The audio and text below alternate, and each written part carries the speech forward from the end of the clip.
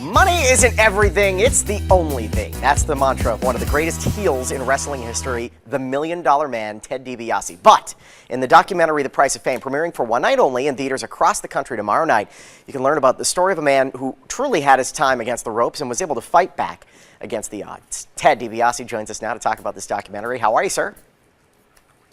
Very good, Sean. How are you? Doing very well. Obviously, you know, anyone that grew up with the WWE, or at least then the WWF, before the World Wildlife Fund put Vince McMahon in a chokehold,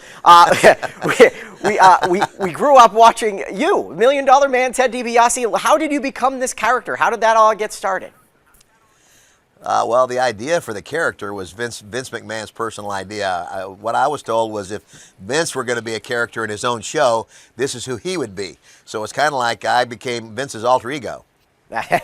Absolutely. You certainly did a very good job of that as well. You premiered in 1987.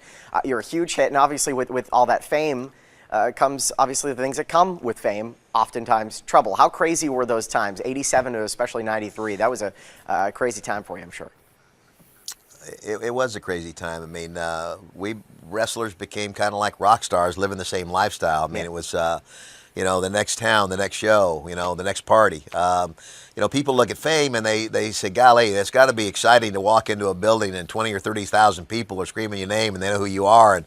And that is exciting. But what they don't see is that after that show, you go back to a hotel and you know, four walls and a television, and then you do that the next night and the next night and the next night, and you do it 300 nights a year. Yeah. And you know, that can become a very lonely place. So you saunter down to the bar to have a beer, and that beer turns into two, and down the slippery slope you go. And for me, that all culminated in, you know, calling home one day and my wife confronting me with adultery. Mm-hmm.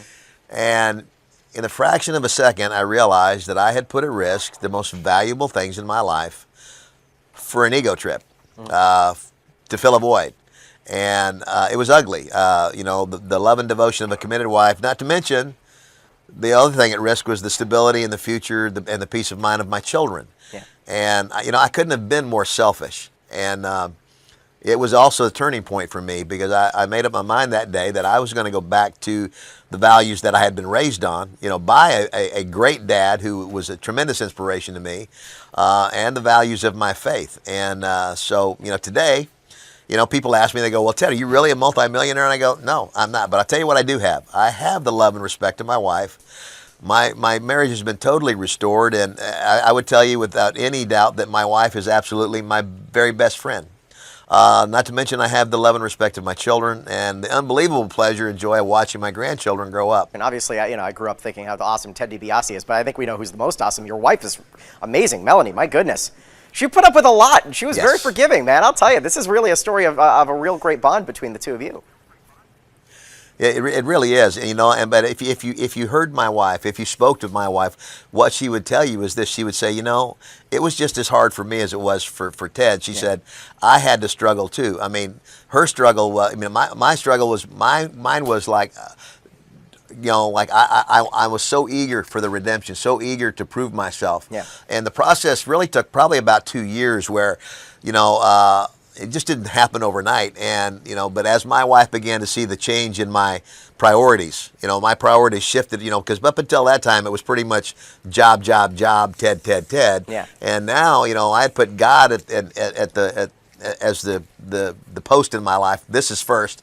And then my relationship with my family. And as my wife saw the priorities in my life change, those things began to come back. And again, you know, it was worth the effort, believe me. And that, again, there's hope.